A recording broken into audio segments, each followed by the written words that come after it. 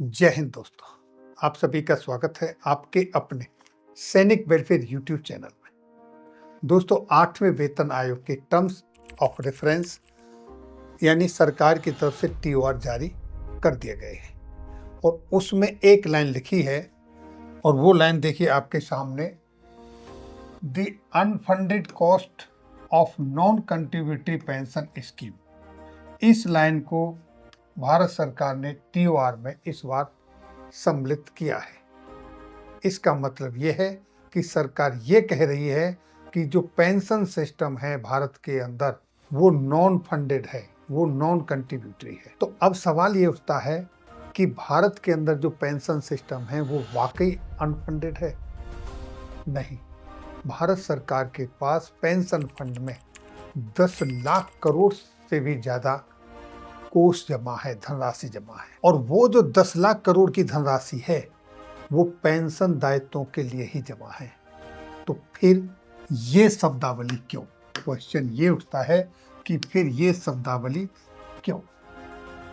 क्या कहीं कोई खिचड़ी पक रही है या कोई दूसरी मंशा है जो कि इस तरह की शब्दावली को टीओआर में सम्मिलित किया गया है? साथियों, ये कोई भाषाई गलती नहीं है, ये सरकार की सोच में बदलाव का संकेत है। क्योंकि अब सरकार पेंशनर्स को राइटफुल बेनिफिशियरी नहीं बल्कि फिस्कल बोझ की तरह पेश कर रही है। इसीलिए all India defence employees federation और national coordination committee of pensioners association की तरफ से इसके अगेंस्ट में विरोध अपना दर्ज कराया गया है। उन्होंने इस पर कंसर्न जाहिर किया है और उनकी तरफ से माननीय वित्त मंत्री जी को लेटर भी लिखा है। और इन संगठनों का मानना है कि सरकार जो 10 लाख करोड़ का पेंशन फंड है उसको कहीं दूसरी तरफ इस्तेमाल करने का प्लान कर रही है, या उनकी ऐसी मंशा है, या फिर भविष्य में पेंशन रिवीजन को रोकने का माहौल तैयार किया जा रहा है। और साथियों, अगर ऐसा हुआ तो ये न सिर्फ नैतिक विश्वासघात होगा बल्कि ये अनुच्छेद 14 समानता के अधिकार का भी उल्लंघन होगा। दोस्तों, 1983 में सुप्रीम कोर्ट की तरफ से एक ऐतिहासिक फैसला दिया गया था पेंशन पर, और वो केस था डीएस नकारा वर्सेस यूनियन ऑफ इंडिया। उसमें स्पष्ट कहा गया था, pension is not a bounty, it is a right earn for past service. और जब वेतन संरचना बदलेगी तो पेंशन भी संशोधित होनी चाहिए। यानी कि सरकार पेंशन रिवीजन, पेंशन संशोधन से मुंह नहीं मोड़ सकती। और जब कोर्ट का ऐसा आदेश है, सरकार पेंशन रिवीजन से मुंह नहीं मोड़ सकती और टीओआर में अगर ये शब्दावली बनी रही, जैसा कि मैंने अभी यहाँ आपको दिखाया, ये शब्दावली बनी रही, तो फिर ये उस फैसले को तोड़ने के बराबर होगी। यानी कि सुप्रीम कोर्ट का वो फैसला सीधे सीधे तोड़ा जाएगा।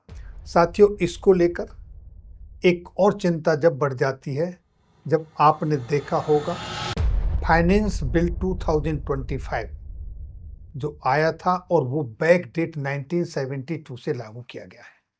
उस बिल को लेकर कई रिटायर्ड अधिकारियों का मानना यह है कि इस बिल से जुडिशियली प्रोटेक्टेड पेंशन राइट्स को कमजोर करने का कदम उठाया गया है। यानी कि इससे भविष्य में पेंशन का रिवीजन और उसे डिले करने की गुंजाइश बढ़ जाती है। और अगर ऐसा होता है तो केंद्रीय कर्मचारियों, करोड़ों पेंशनरों को जो आज पेंशन पर जीवित हैं, उनके साथ धोखा होगा, नाइंसाफी होगी। और पेंशनरों के साथ साथ जो आज सेवारत कर्मचारी हैं उनका भी सरकार से भरोसा उठ जाएगा। तो दोस्तों, इस संदर्भ में national coordination committee of pensioners association की तरफ से 4 स्पष्ट मांगे रखी गई हैं। और वो मांगे इस तरीके से हैं पेंशनर्स के लिए जो टीओआर जारी हुए हैं उनको लेकर कि नंबर 1, टीओआर से अनफंडेड नॉन कंट्रीब्यूटरी शब्द हटाए जाएं। पेंशनरों को आयोग की सभी चर्चाओं में शामिल किया जाए। 10 लाख करोड़ के पेंशन कोष को सुरक्षित रखा जाए, केवल पेंशन भुगतान में इस्तेमाल हो। और फाइनेंस एक्ट 2025 की विवादित धाराएं रद्द की जाएं, क्योंकि पेंशन कोई दया नहीं, ये डिफर्ड सैलरी है।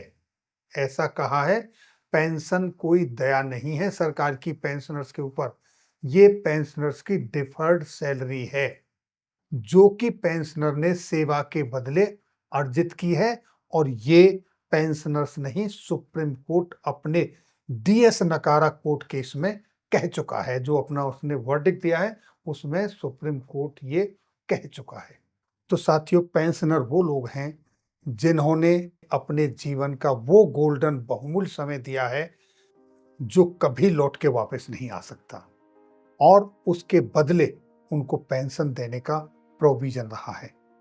पेंशनरों को बोझ ना समझा जाए, उनके साथ इस तरह की नाइंसाफी ना हो। जो टीओआर निकले हैं और जो पे कमीशन आ रहा है उसमें ये जो आशंकाएं हो रही हैं और जो संस्थाएं ये मुद्दे उठा रही हैं, गवर्नमेंट को खुल के इनकी बात करनी चाहिए। और दोस्तों, अंत में सरकार से सिर्फ यही अपील है कि टीओआर के अंदर जो ऑब्जेक्शनेबल शब्दावली है उसे हटाकर पेंशनरों की गरिमा बढ़ाएं। और जो all India defence employees federation की तरफ से मांग की गई है कि 8वें वेतन आयोग को इफेक्टिव किस डेट से होगा उसको मेंशन करें। और अगर आप लोग इससे सहमत हैं तो वीडियो को ज़्यादा से ज़्यादा शेयर करें और अपने बहुमूल्य कमेंट्स अवश्य दें। अंत में फिर मिलेंगे आपके वेलफेयर से जुड़ी किसी अन्य जानकारी के साथ किसी अगली वीडियो में। तब तक के लिए जय हिंद, जय भारत।